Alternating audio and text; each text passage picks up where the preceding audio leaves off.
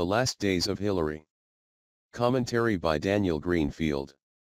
Hillary Clinton has spent a third of her adult life trying to become president. All for nothing. The first time around, she wasted $200 million just to lose to Obama. $11 million of that money came from the notoriously flat broke couple. This time around, she was determined to take no chances.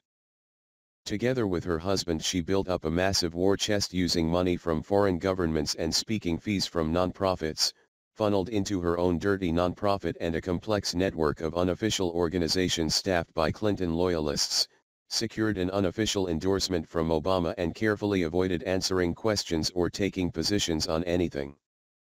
There was no way she could lose. Now she's losing all over again. Hillary has a ton of money, but can't buy the nomination. She's spending $250,000 a day on a campaign operation with no actual organized opposition to speak of.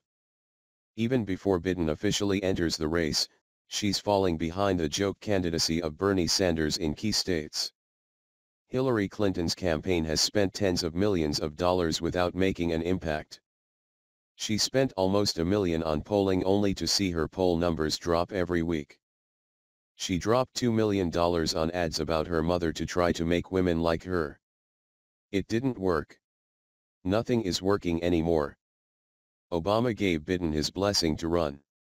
White House spokesman Josh Earnest praised Joe Biden to reporters, saying that there is no one in American politics today who has a better understanding of exactly what is required to mount a successful national presidential campaign.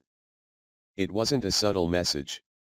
Earnest suggested that Obama might endorse a Democratic primary candidate. Despite the deal that the Clintons made in which Bill would campaign for Obama in 2012 in exchange for a Hillary endorsement, it's looking less and less likely like that he will back Hillary Clinton. Instead, Biden appears to be his man. Biden is already polling better than Hillary in a national election.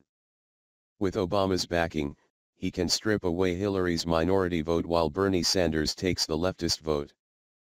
Hillary Clinton is already doubling down on gender politics by accusing pro-life Republicans of being terrorists, but it won't work. It didn't work last time. It won't work this time. Once again, Hillary has lost. The only lesson that Hillary Clinton drew from her last election was to double down on all the things she did wrong. Her organization was big last time, so she made it even bigger. It got so big that the different super PACs were fighting each other over fundraising for her campaign. She had lots of money last time, so she was determined to have even more money this time. But that money has been wasted paying an army of useless people who couldn't even do something as basic as produce a good logo. Hillary Clinton was paranoid, controlling and dishonest last time.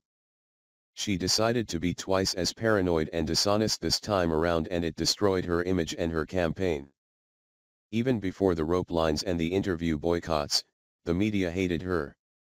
Once she began to aggressively shut out the media, its personalities gleefully reported on every email server scandal detail that her enemies in the White House fed to the New York Times and other administration mouthpieces.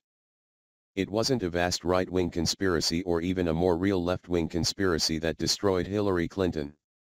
If she were a stronger candidate, Obama and the left would have fallen in line behind her.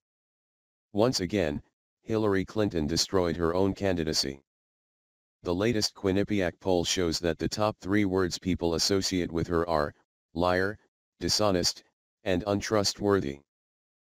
If she hadn't planned a cover-up before there was even anything to cover up and then responded to its disclosure with a series of terrible press conferences climaxing in asking reporters if they meant that she had wiped her email server with a cloth, her old reputation might have stayed buried long enough to win an election. Now Hillary is right back where she was last time around. She has lots of money, but no one likes her. She's trying to build a cult of personality, but none of the myriads of people who work for her will tell her the truth about her personality. She inspires no one and there's no actual reason to vote for her. With her popularity rapidly vanishing, Hillary is moving to her Führer bunker. Her aides plan to absorb defeats in early states and concentrate all the money and organization on crushing the opposition on Super Tuesday.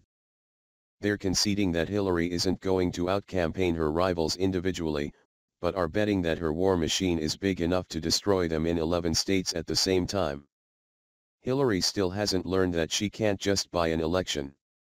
And she may not have the money to buy it. Donors lost a lot of money funding her failed campaign last time. They came on board again because they were convinced that she had a smooth ride to the nomination. Once Biden enters the race, donors will wait rather than pour more money into the struggling campaign of an unpopular candidate. And many of the Obama donors who haven't committed to Hillary will open their wallets for Biden. Clinton World is an expensive theme park to run. All those staffers the Clintons have picked up have to be paid. And the Clintons can't stop paying them because they have no true loyalists, only mercenaries. If their checks don't clear, they'll be working for Biden or O'Malley before you can say Whitewater. It will take that machine some time to slow to a halt. Hillary Clinton burned through $200 million fighting Obama. Elections have only gotten more expensive since then.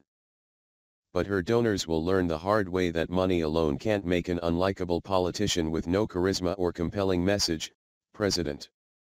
Hillary Clinton doesn't have a message, she has ambition. Her obsession with becoming president has overshadowed any reason that anyone might have to vote for her. She offers no hope and less change. Her candidacy is historic, but only for her. There is no promise she can make that anyone will believe. After having spent much of her life trying to become president, she will leave once again a failure. Some are hoping that Hillary will go to jail. But the anger, frustration, and bitterness that will gnaw on her after wasting decades and a small fortune on two failed efforts to win the White House in which she had every advantage only to lose before even leaving the starting gate will be worse than any prison. In January 2017, Hillary Clinton will be sitting in front of a television set watching someone else take the oath of office. Nothing the penal system has to offer would be a harsher punishment than that moment. Daniel Greenfield is a New York City-based writer and blogger and a Shillman Journalism Fellow of the David Horowitz Freedom Center.